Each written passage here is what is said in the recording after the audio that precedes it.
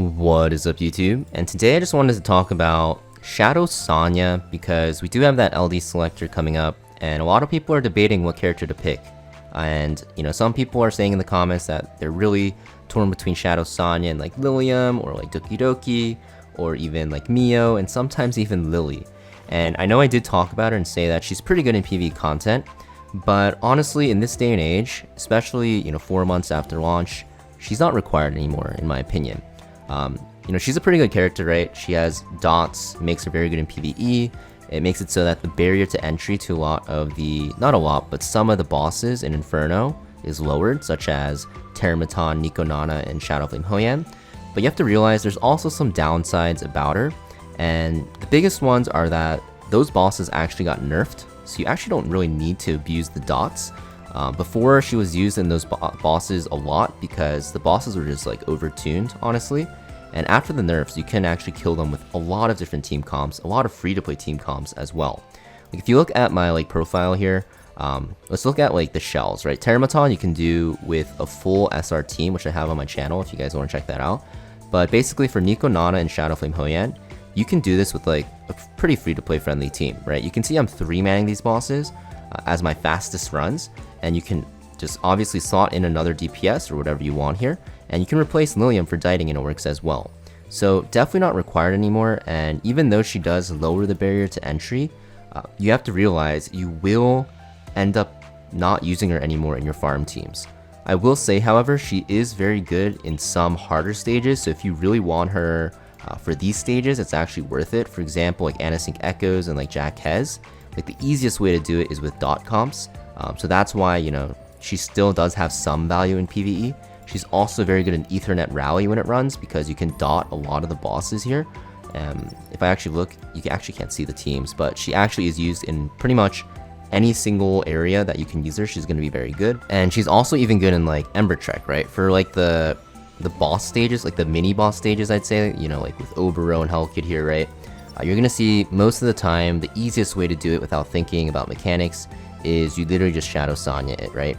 But the thing is, you can do this without Shadow Sania, you can do it with other characters. So the reason why I don't really like to recommend her, even though I did say she does lower the barrier to entry to, like Nico Nana and Shadowflame Hoyan and stuff like that, is because after the nerfs to those bosses, she's definitely not necessary.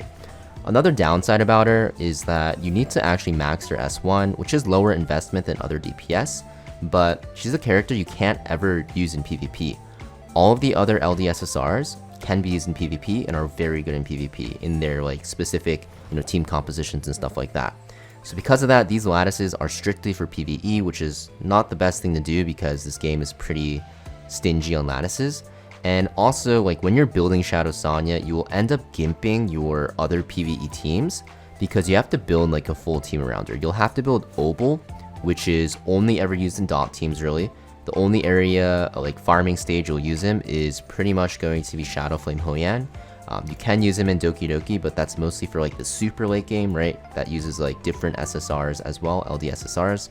And then you'll have to build something like a Fangus, who's also only used for dot teams, who can't really do anything outside of Shadowflame Hoyan, Nico Nana, and Teramaton. And you can honestly do Teramaton with him as your solo DPS as well. So yeah, because of that, I don't really recommend her. The biggest reason why is because you can actually get into Inferno Teramaton using Fangus as your sole DPS. You can farm up your Kenai and your Fury Edge, right? And this will allow you to gear your diting and stuff like that. And then you can actually use him to progress into the harder shell stages, such as Shadowflame Hoyan. So yeah, all in all, I just wanted to say, even though she is a good character, and if you actually do really want her because, she's your waifu, or because she's easy to build and you can get into Inferno content a little bit more easily, I don't really recommend her. And that's mostly because LD selectors are pretty rare, right? They're not going to come even, I'd like to say once a year even. It's probably going to be a very, very rare occurrence because, you have to understand the company actually loses a lot of money when they hand these out, because they're essentially giving us a free pity on a banner in a sense. So yeah, I just wanted to make this video because I didn't really want to bait anyone into picking her because, I did say that she's one of the DPS options that you can go for alongside Lilium and Messiah. But, you know, if you don't have William, she's honestly just a way better pick. You can see I have mine maxed out. She's very good in PvP. She's the best DPS in PvE for speedrunning, even though she does need a little bit more investment and, you know, time to gear her up.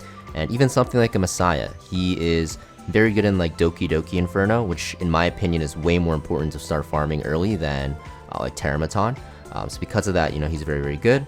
And he's also extremely broken in PvP right now, especially for like Guild Wars offense and for cleaving. So yeah, just my thoughts on Shadow Sania. You know, if you guys were thinking about going for her, I hope this video helps you make your decision.